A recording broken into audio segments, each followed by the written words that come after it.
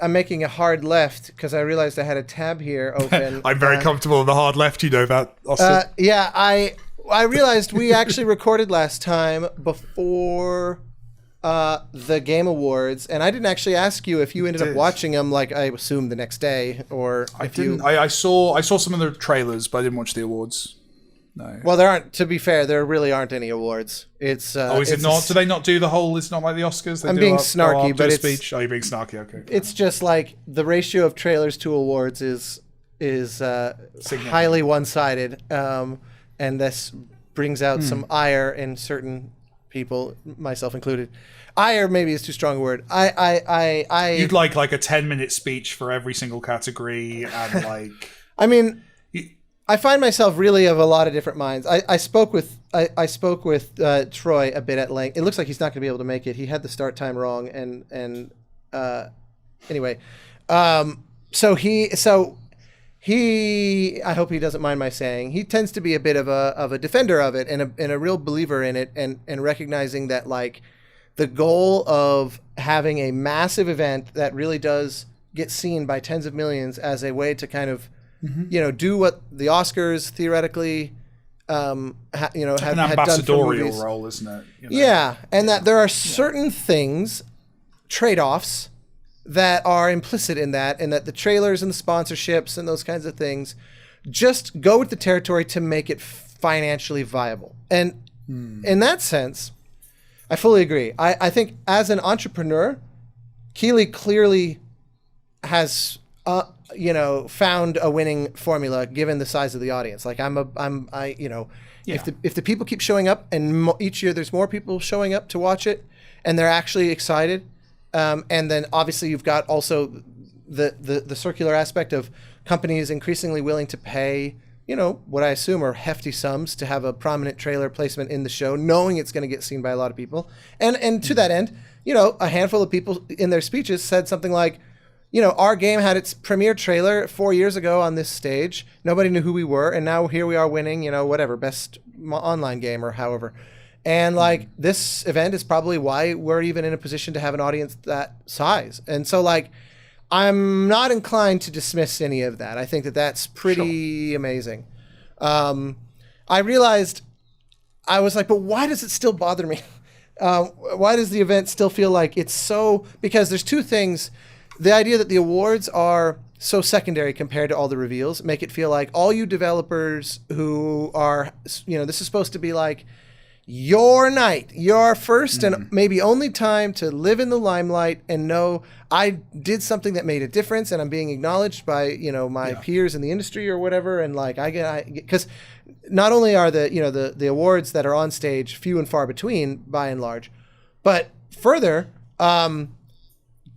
2/3 or half the categories, they just run through really quick. They go, okay, and best music. Best music, the winner was this. Okay, and best persistent online game. Oh, so you don't have the thing where the composer goes up on stage. Thanks. Oh, okay. Only on certain categories. That's a time thing, right? Like they're going, we have to do this many trailers. We're only on for 2. I'm not saying this is correct, by the way, but that's the logic, right? I do believe that. That's they can, yeah. I think that's the thinking. And again, as an entrepreneur, I can't fault him. But as somebody who says, some people, it's the first and only time they'll ever be nominated for anything in their whole life, and to just be a passing like best VR title was one.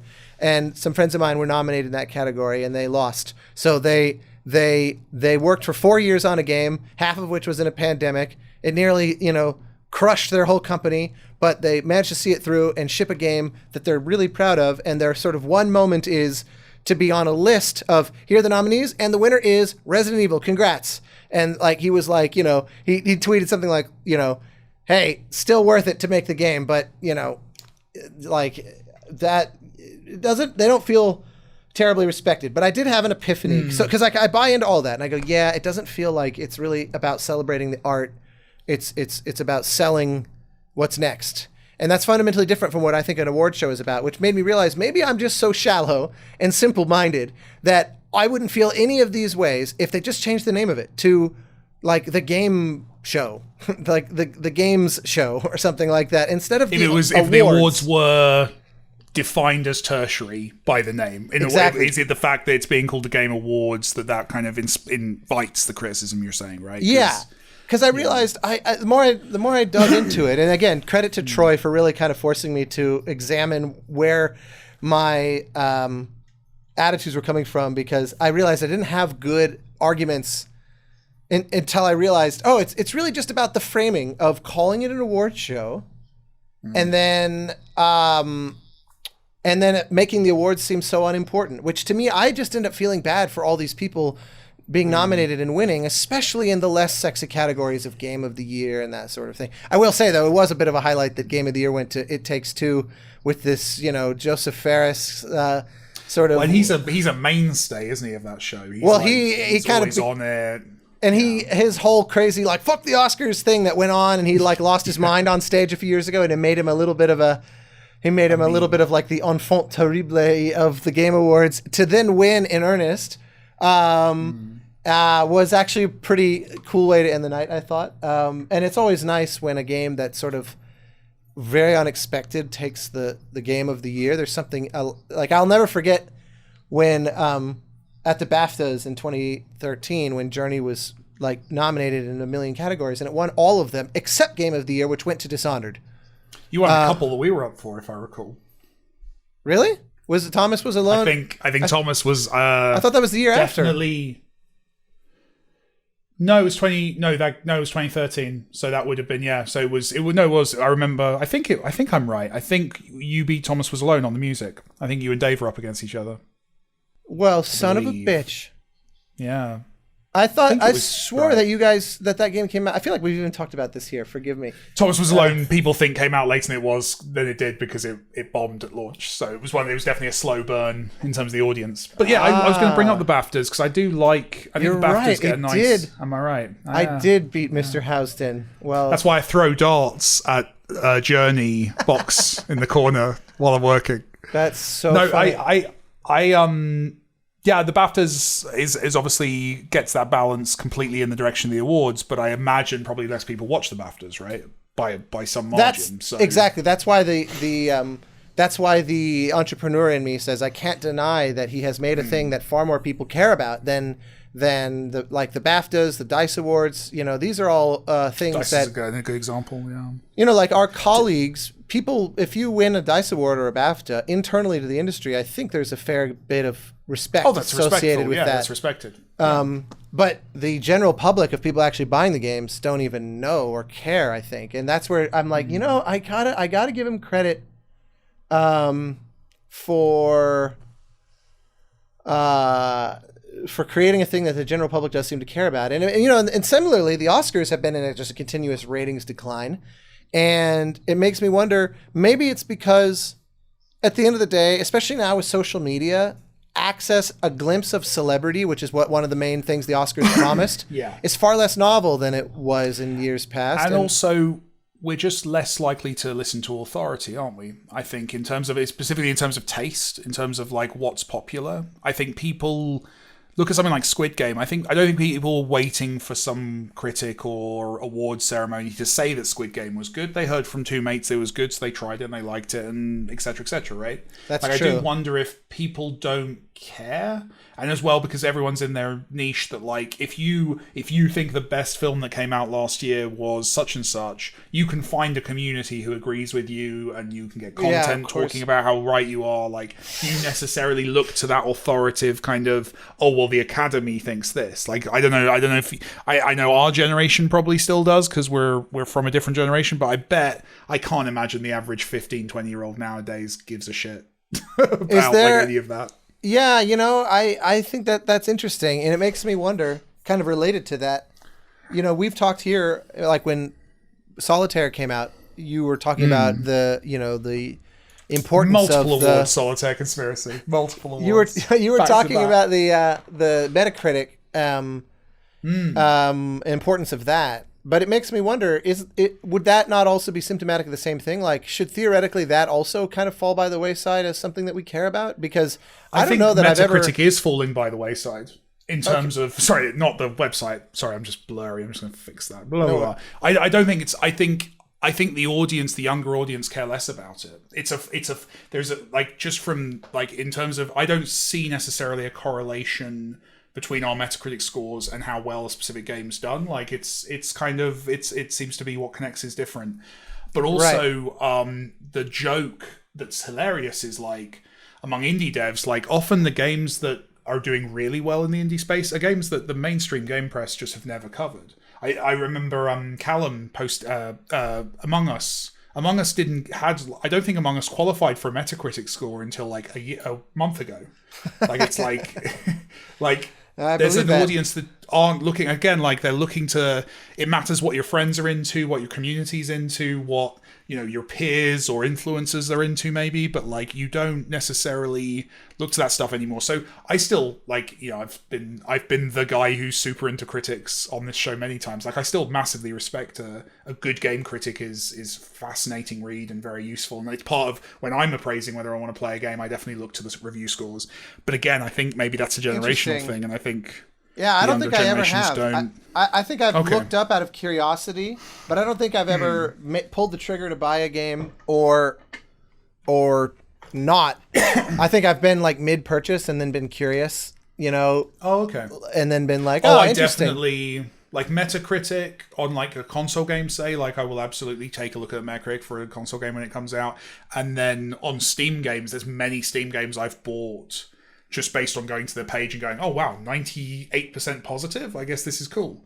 Like, in terms of the user reviews. But again, that's user reviews, right? Which is different again. So it's, I don't know. I think it's transitioning. And I think... Yeah, the user reviews on Steam, that feels infinitely more valuable, I would think, to assessing a game. You know, like, people willing to even write a review. Very interestingly.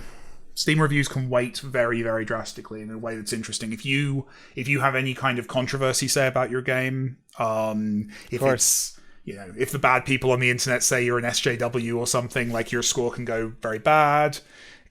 But also conversely, like, if your game is seen as worthy, but, like, you know, it's whatever, it can go very high, which maybe doesn't reflect what the game's quality is. So it's more malleable in that sense, just because it's not professionalized. The people giving reviews are not being paid by someone to do it, so therefore it's a bit more of a free-for-all. That said, I love my Steam reviews. Please keep giving me positive Steam reviews. Anyone watching? Y'all talking about Steam reviews right now? Spotify. We've gone, we're via criticism and awards. We've basically done like I feel like we've done a potted history of the first year of the podcast, I think, in the last 25 minutes. No, we've been chatting about Game Awards a little bit. Yeah. Just in time to be absolutely irrelevant to the YouTube placement that you'd get by putting it in the thumbnail. It's all right. It seemed like relate to the party. Okay, here we go. It seemed like Alanah took one look at us and then was like, I'm out. She's like, no cameras today, guys. I accidentally I try to just keep my little work corner that I have outside of view. NDAs. I mean, technically. There we go. There's a lot of Kratos behind you. I think there's a whole lot of Kratos behind me. It's true. He looks so mad. Okay, hang on. Let me turn all this off. That's exactly how I've always pictured your workspace. Is just boxes and boxes of Kratos. Yeah. And a boulder. Yeah. Oh, and a Loki. Very excited. There is a Loki in there also. Yes. Actually, inside those is literally like the actual person. There's no holes. He's dead for sure. Yeah. That's my bad. Each one has 2 PS6 dev kits in it. But you can't show to the camera. Nice. Very just over that country. Cutting edge. I feel like I didn't see a ton of criticism regarding It Takes Two winning. It was just like we had spoken about, a really strange year in terms of like not knowing who was going to win Game of the Year. But I'm so stoked for Hazelight. Like, even though it would not have been my pick, that game is so creative. I'm so happy for them. Just like it's just nothing like anything else that's ever won before. Austin was saying like how nice it is when something comes along and surprises at the awards. Yeah. Especially in his case, where, you know, he's kind of like, no one would even know who he was, I think, if it weren't for his little rant on stage a few years ago. Mm-hmm. And like in terms of the general public, at least. And so there's something gratifying because it's easy for someone to have a moment like that to then become this cartoon character in our minds collectively, where every time they're on stage, we expect them to be like, oh, what's he going to do this time? And he came across very genuine, I felt. He did still say the F word. I mean, it's the game industry. Is that a shock? I know it's true, but he's the only one to swear, so it is notable, and I was excited for him to do it. It's like is he gonna say a swear? Such a rebel. He did it. That's funny. Well, that may be the one loophole in what I'm talking about, but he came across to me as a genuine dude who has evolved, and also like he came across the least charitable take on him when he was up there saying we're going to make the best game ever, everyone's going to see, and he was promoting that prison escape game. And there's a certain like hustler quality some people can have when they're just selling you so hard. He's like, you'll see, this is going to be the best thing ever. Aren't you? In that situation, you are shilling your product. Or whatever it's like a certain former U.S. president who just always felt like there's an angle. Everything is about the sales pitch. It's never really about the quality. Which one are you talking about, Austin?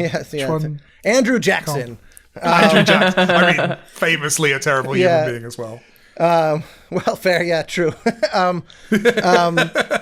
But yeah, I think that that the fact that he didn't appear to be a con artist, because he ended up shipping a game that's I think the third game of that, because they did one other in between It Takes Two and the prison game, if I'm remembering correctly. I thought there was one before prison game. Oh, maybe that's what it is. Brothers first, then prison. Brothers. Yeah. Oh, right. What was the prison one called? Go A Home, Way Out? A Way Out. We've struggled on this show before to find that's the right. A Way Out. Yeah. All of which are good. And I get what you're saying about the sales pitch thing, but my thing with him is that he believes everything he's saying. I genuinely believe that he thinks what he's saying is true. He's not trying to con you. That's why I said it's sort of an uncharitable take on him to say he's hustling you, because he comes across similarly to people that don't believe what they say, at least in that one fuck the Oscars moment. But in America, does the word hustle mean, does it have a connotation of being dishonest? It's funny. It depends on who you ask. It wouldn't, in my opinion. Yeah, I would say not, because I would assume I think it's possible to be honest and hustling simultaneously. I for sure agree. Unless that's maybe actually, I think I associate the word hustle with honesty. I think that hustling means you're working very hard, very genuinely. But you're right, though, because Hustle, so in Britain there was a TV show 20 years ago called Hustle, which was about con men. I think we might be in a literally position here. The word might have flipped to mean the opposite. No, because you can say you've been hustled, and that would usually mean something negative. Well, you've been in the old days, a hustler was someone who would con you at a pool table, right? A friend of mine raised this whole thing because we had this conversation literally earlier this year. Did you have it literally, or did you have it literally? It was literally earlier this year. I suppose possible might have been last year because of. So it was literally like this year. Figuratively earlier this year. Okay. So he because he was saying he's an agent, so he associates hustling with people who are scrappy and and get shit done. That's the modern usage. I remember when I was in college at NYU and living in Manhattan, and one day I'm walking down the street. And I just randomly on the streets of Manhattan at midnight run into a guy I'd gone to high school with, who I had not seen since high school, who was trying to, he had those little flyers and he was handing them out to passersby of him doing stand-up. And he was like, hustling come Friday night. And it's hustling. That's hustling. And it's and I always admired the people that are willing to just, pound the pavement, they do what it takes, it's like when you walk down Hollywood Boulevard in prior years and the guys would hand you their hip hop demos every few seconds. They're like, I got tricked by one guy with that shit where he was asking to pay him. The first time it happens to you as a tourist is just I watched that happen to somebody in LA the other day, and he chased them, was like, you have to pay for this, and they assume that he's joking, and I was like, you do, give it back to him. It's terrible. I feel I did the digital version of hustling to get my career started. I with zero shame emailed every website I could find with samples and was like, please let me write for free. I would have to hundreds. I was continuously writing news, even on a blog when I started to try to get hired, and then submitting it to anybody who would read it. And I feel like that's still hustling, and that I didn't have a lot of shame in being like, I need fucking help. Please help me do this, and submitting it to as many people as I could think of. I think it's evolved. I think that's one of those words that's just shifted a little bit, which is interesting. 100%. No, I totally agree. I think that it's not. I think that there is no shame in hustling in that sense, and that way I kind of retract my usage of it, or I acknowledge an antiquated use of it earlier with talking about Joseph Ferris. As a side note, your tourist thing reminded me. And how do you feel about Andrew Jackson? Hustler. Yeah, sort of a frontier war hustler. It's just misunderstood, if anything. Oh no! I have a distinct moment of losing my bright-eyed Midwest innocence to that point about the buying the hip hop CD. I remember the first week I moved to LA. I mean to New York. I was 18. I'd never been to a city of that size before, and I wasn't totally clueless, streetwise wise, but I was definitely, the 18-year-old from the suburbs of Denver, now living in Manhattan with no guardrails, and I'll never forget, this guy comes up to me, and he was dressed same exact as me, like t-shirt, jeans, completely normal looking dude, and he says, "Hey man, I have a huge favor to ask. Do you have like $5 for the train into Jersey?" He goes, "Someone took my wallet. I have literally nothing. I lost my lost my wallet and my cell phone or whatever. I just need like $5 to get home and then I can sort it out." And I feel like such an ass even asking, but I literally don't know what else to do. And I'm like, "Oh my God, that sounds terrible. Like, here, please." And then fucking 6 weeks later, I'm walking down the street, same guy stops me, same word for word, appeared. We're in like a different part of the city, and somehow we found each other again. And I was like, it's beautiful. You son of a bitch. I felt so violated. I was like, I trusted you. I was I came to the city sure that you needed help. And there's no train to New Jersey. Maybe it would be hilarious as he's like, "I can't believe this happened twice." And he's like, legitimately, this is just the most... This is the Home Alone 2 kind of situation. Yeah. I feel like at a certain point, giving that speech every time sounds lengthy. Is that even that effective? Oh, it's super effective. If he's only getting $5 every time, how many people... So I don't carry cash. So no matter what, I'd be like, "Oh my God, I'm so sorry. I don't have any cash. I can't help you." That's got to be 25% of people don't carry cash, maybe? Well, but still, like, it's a numbers game, isn't it? Some I've people been would on the give you opposite more than side of that, $5. where I genuinely did once lose my wallet, and no one believed me. I mean, you notoriously look homeless. Yeah, it's true. The floral shirts really they were like, no one would buy that. That's clearly from like the Salvation Army. So wait, what'd you do? I don't know that I've heard this story. I just got caught out. I walked home. I was fine, but I was trying to get a bus. So I was going up to people going, I know, but seriously, and I was asking someone. I asked someone for the time, and they like shuffled away from me in the street. It was Shouldn't have been brandishing a knife, dude. That'll do it. That'll be it. Yeah. But it was definitely like a lesson in empathy, like just to have a moment of being kind of treated that way. By people. I'm actively aware people hate hearing this, but I will say, if that ever happened to me, I would never ask anyone for help. Being a young woman, if I was alone and I lost a wallet, I would never ask someone. Paint a target on yourself. Just no. Unless I mean, as a 6'4" bloke, obviously a different context. I get that. Unless there was a group of women, maybe I would ask. Oh, fair enough. Yeah. Yeah, no, fair play. It's definitely something I can understand that completely. Thankfully, it's never happened. The one time that I did lose my wallet, I called my mum. So, I was like, "Please help! I don't know what to do." I was maybe 16. It was terrible. She had to drive 2 hours to help me. That whole idea of it being a lesson in empathy, though, for sure, it reminds me of a few years ago when Joshua Bell, who's one of the most famous violinists alive and plays like this multi-million-dollar Stradivarius violin, he made a bet with, I think it was Leonard Slatkin, one of the famous conductors, where he said, people don't know, they can't really, the average person doesn't really know what a great violinist and a great violin are relative to an average violin and violinist.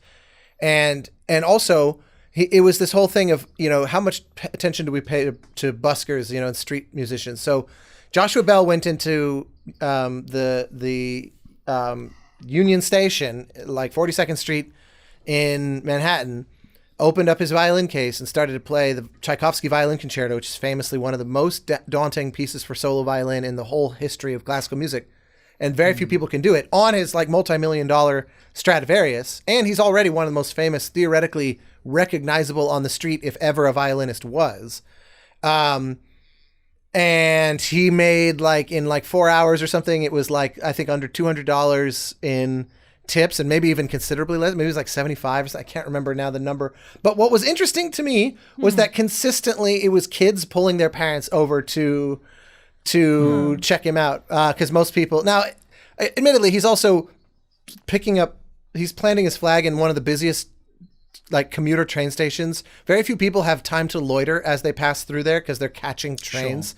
Sure. So people rush, don't they? Yeah, in New York they do in general, but also that station is like it's a big hub. So invariably you're trying to make sure you don't miss the next train so you don't get screwed for the next 20 minutes, and especially if you have to catch like a succession of trains in a row to be able to get home. That's a lot of people people commute in from Long Island and that sort of thing. So there's millions of people passing through there probably per day. I don't know the actual stats, but it wouldn't surprise me if it's millions per day who commute in and out of work. They don't just go chill. The only people that ever probably just chill there are like tourists taking photos because it's sort of a landmark building. Sure. So it's like it would be more interesting to see if he went down to like the Statue of Liberty or something where people are probably more loitery. But still, it was a powerful thing to think, this is literally one of the best on the planet. Normally it would cost you hundreds of dollars to see him like at Carnegie Hall. And he's just doing this for free, and people just have no clue. Know. So what you're saying, Austin, is scarcity adds value to music. It's a flashback. I saw the scarcity adds value to everything. Fair enough. Speaking of the hustle of buskers, I saw the busker who made the worst decision ever the other day at St. Pancras. There was a guy, I can't remember what instrument he was playing, but busking at the train station in full Squid Game costume, the guard costume from Squid Game. I'm like, if ever there was an aesthetic that I was going to rush past you, not that one. Where the green tracksuit, But let me give you the actual. That's not a good look. And he had like a mate with him, so it was two of them, which was very intimidating. You know what I mean? It's like I get the logic, I get the thought process here of like being the meme and getting attention, but at the same time, like you're covered from head to toe, completely disguised. It's kind of creepy. It's weird. Yeah. The final stats were 1,097 people passed by him. I don't know how they measure that, or for I don't remember how long. 27 gave money, 7 stopped and listened, and he made $52.17, of which 20 came from one person who recognized him. Wow. Nice. I think like just the lesson in empathy, the way that we treat the homeless is like terrible whenever you actually stop to think about it. And the truth is we never stop to think about it. It's like we just completely treat them like they don't exist. And imagine being homeless is number one. I often think about the inability to shower. If I have to go 2 days without a shower, I feel awful about myself. You have to do that for 6 months, not to mention not being able to get food, but then also having everybody in society, even if they looked at you and spoke to you, treat you like you don't exist. I can't willfully pretend you don't, right? Literally act like you're a ghost. I can't even imagine what all of that does to somebody. And the truth is we largely don't find out because they're homeless. They also don't get any professional like mental health support. And I think I hate that I don't know the name of it, but I played a game on Dreams, which I love and try to revisit often because it's so freaking creative. Where somebody, cool stuff in there. Yeah, somebody tried to emulate the homeless experience. It was like maybe 5 minutes, but it was just that everything that you would do, people would basically not ever look at you and would completely like magnetize away from you. And it was like fucking God, we suck, and I don't know what the solution is. And there's this huge thing in LA recently. Did you see all the stuff with Echo Park, Austin? What's that? Is that people kicking them out of the tents and that? Yeah, so the park in Echo Park, which is a really lovely park, it's got like a little lake in it, had a lot of homeless people living in it during the pandemic because naturally homelessness rates increased. And instead of helping them, the council kicked them out, and now the park is permanently gated. So it's like the solution to this problem is to gate off the park. You can enter it through like 2 separate entryways, I believe. I haven't actually been. But instead of being like, oh, well, we have homeless people and we have this big, beautiful park, it was literally shut the whole fucking park down. Nobody goes. It's such a complicated we see that problem. time and again with dark patterns, don't we? Dark pattern design is a field that has emerged almost entirely because of this. Have you heard of dark patterns? Like in terms of, like, I'm assuming you're referring to like concrete spikes that stop people from sleeping, like stuff like that. basically design that's designed to actively harm you as a user, making the button you want to click on the web form not green, making the one that makes the company, that's considered a dark pattern. It's a design that works against your interest, works towards the interest of whoever set up the button. There's a name for that in design, and there's a lot. But yes, you're absolutely right. And from an urban planning point of view, it's the bench that's intentionally got a little bump in it. I was just going to bring that example up. I that always assumed that's what that was. The 100%. handrail in the middle that makes it impossible to lay down. It needs to be acknowledged. The key thing with that is that it's intentional. This isn't accidentally happening. It's someone's actually being intentionally obstructive.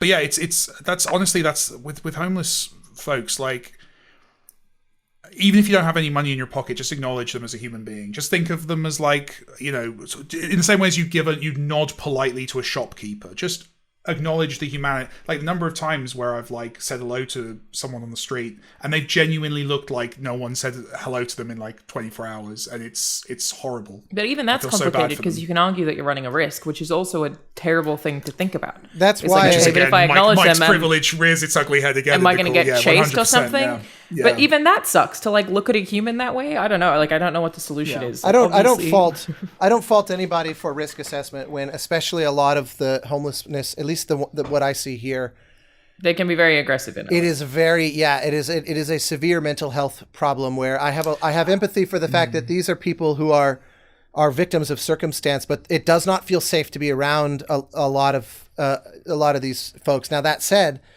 you can't make monolithic statements. Obviously, I have a composer friend who was homeless for like 3 years, and he got involved in this organization called the Street Symphony, where LA film musicians do performances at like Skid Row homeless shelters and things like that. It's an amazing group. Probably the most impactful experience I've ever had with music in my life was when the founder Vijay Gupta invited me to a performance in a prison that he was doing with a quartet. It was 5. It was quartet plus an additional cello, Joshua Roman, playing for about 200 women inmates in a prison downtown LA. And I had to go through this whole vetting process to go and attend and have like my background checked and all this shit to get inside the building. And then in there just sitting in, I had no involvement. I just was a fly on the wall. And it was astonishing. I've never seen people more grateful to be performed for in my life. I mean, it was that reminder of the whole point of all of this, of art, of music, the humanism inherent in it, because they cried, they cheered, they clapped, they were the most engaged audience, and it was incredible. And it was similar.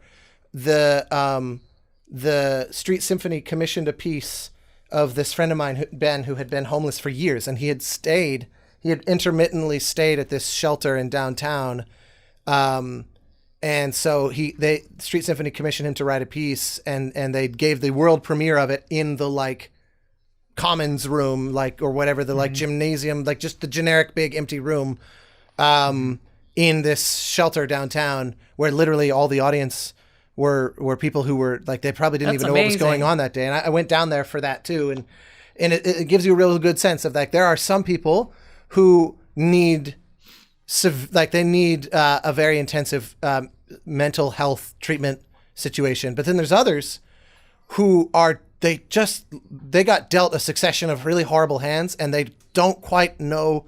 Life had not equipped them with the tools to deal with it, and they found themselves in this situation, and they're trying to figure out how to get out of it. And so you get the impression, like, a lot of these people, at least the ones that would find themselves in a place like this, they're genuinely looking for, how do I get out of this? How do this is not a state once you're there, of being. It's so hard to get out, is the problem. It does seem like America in particular lacks some safety nets that the rest of the world kind of has in place to help people. And I watched this YouTube video the other day where this is again where, like, a lot of supposedly well-meaning bureaucrats make this much worse because I saw a video of this guy had a homeless person who was like consistently living out in front of his house, and he got to know them and was like, they have nowhere to go, they have no help, so he built like this tiny little, like, the tiny houses, that whole kind of movement of like these 150 square foot homes that you can like attach to a trailer hitch and stuff. He built a little thing. It was wired for, like it had like a little bed and a little sort of shelf for stuff and and it locked crucially. That's a big problem in the homeless, sort of like that world is, people who manage to accrue what few possessions that's stolen all the time. So they can't even, like, if they get a suit to get a job interview, or if someone gives them a cell phone or whatever, it could be gone as soon as they fall asleep. So he built a thing that had good lock, and it had a little solar panel on the roof so it could charge a phone, and had a light inside. Obviously, it didn't go so far as to have like plumbing or a septic tank or something, but it was basically like, here's a place where you can stay at night, and it's sheltered from the elements, and it locks, and it's safe.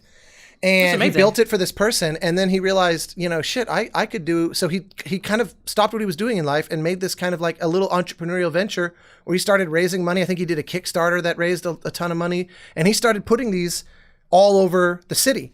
And the city came and destroyed them all, confiscated them all, and said, you're effectively incentivizing homelessness by giving people a home. The streets are not zoned for this. They came up with a lot of NIMBY, right? Very it's bureaucratic NIMBY stuff, reasons. not in my backyard. Yeah. Well, no, it wasn't people. It wasn't fellow. NIMBY is when, like, the classic sort of, as Leonard Bernstein was accused of being the activist. What was the term? Activist chic.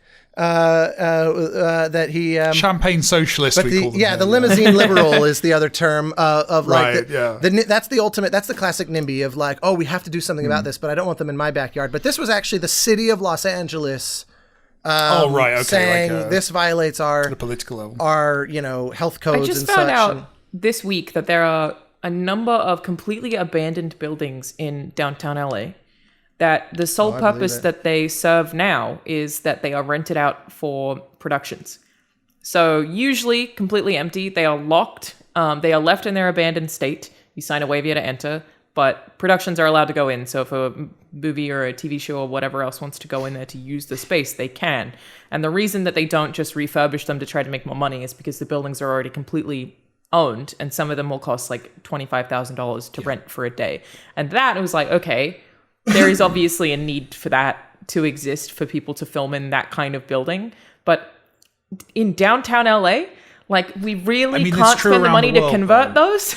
Like, the housing crisis is not a practical one in terms of building houses. In most places in the Western world, there is more than enough housing to go around. It's an economic issue. It's usually the push and pull. There are obviously lots of intersecting factors. I'm oversimplifying, but in terms of, are there enough houses, or we need to build more houses for these people? That's not the problem. The problem is we're not letting them into the houses that exist. That's I know true we have most major cities. Building as many though, but maybe that only applies to the major cities because you have to go further out for the land. I think this is very much related to the thing I was saying. My understanding of it, I've never looked super deeply into this, but my understanding of it is similarly to this guy trying to build these little homes. I think in the end, he built something like 1,000 before they were all destroyed. Wow. It's a zoning thing. Like, a lot of these people who want to build low-cost apartment housing and whatnot, the city council, that's where the NIMBY thing rears its head. If you get these people that live in these, suburban areas, and they're like, well, I don't want some 90-unit apartment put in my neighborhood. So they go to the city council meetings or whatever, and they turn it down. And the zoning laws basically empower that to happen. And so it prevents a market reaction, basically, because, there's you're right. There's a need, and there's a lot of people that would respond to that need and say, "Oh, I can offer a solution here," but there's the red tape in doing so is the problem with the market approach is that it doesn't work at the start of the process. So what you're describing is the symptom, right? It's someone is homeless. That's an outcome of a series of problems that happened upriver. And that the market's not so good at solving those kind of problems because they're more invisible, they're more tricky. I don't deny and that's that. where social, structures. This is where help. Mental health support and financial support for people who need it, and even just things like unemployment benefits and stuff. The number of people who've become homeless because one paycheck didn't come through. Right, there's so many people in the world who are living paycheck to paycheck to paycheck that like one bad month. I think it's majority of people. It is. I remember looking at the statistics, and it is. Yeah, it's most Americans. It's definitely me for most of my life. Yeah, me too. I think most Americans only have enough in their bank account to cover 1 month of rent, and that's generally all people can actually afford. So you're right. I lived in my overdraft for it's embarrassing to say, for about 10 years, and if I got laid off, I could. Fortunately, I was in a country who had some safety nets if that had happened. But if I didn't, then that's a serious problem. And I definitely agree. I agree. We can definitely help both ends, right, of that problem. You can make it easier, make it less likely that people become homeless, and then help those who have. We're trying to solve problems preemptively, which I feel like we don't do very often. We don't look at cities. Example, right? It's true. We don't look at cities that don't have high homelessness rates and go, how do we prevent people from becoming homeless? I feel like it's always when it's already happened by circumstance of something else. And I'm sure we could find very great ways to apply this to game design in some kind of correlation. But I have to go. Where did Troy stop by at some point? No, he I think there was a miscommunication on the start time, and then he texted me and was like, "Oh crap, I would have to leave in 2 minutes." So isn't it always the same start time? Am I being? It is the same start time every week. Always the same. Yeah, I actually, it happens. It happens. I'm often late because I have a meeting or some shit. His job's the same. Well, and he texted and he goes, "I might be the one who's wrong here," and I said, "I think you might be." And Troy will never be one to shirk responsibility. We didn't talk about the Matrix demo. We didn't talk about. Still haven't. There'll be people annoyed about that. I definitely want to talk about both of those things. I would love to talk to you about the Matrix watched your demo. video on the Matrix demo. I thought blew my fucking mind, man. I thought it was super cool. Yeah, I could tell you were excited. Yeah. I was also going to say, it's Christmas next week, which is what? How? But I'm still down to record. We took it off last year, but I can still record on the 21st. I don't know. We'll figure that out. We on the show. We won't make everyone else figure that. You don't have to listen to our admin issues. Welcome, Play Watch Listen, everybody. I'm Alanah. I'm a video game writer. That's also Wintery. He's a video game composer, and that's Mike Biffle. He's a game director. Bye. And I'm available to record over Christmas. Good to know. Me too. Thank you.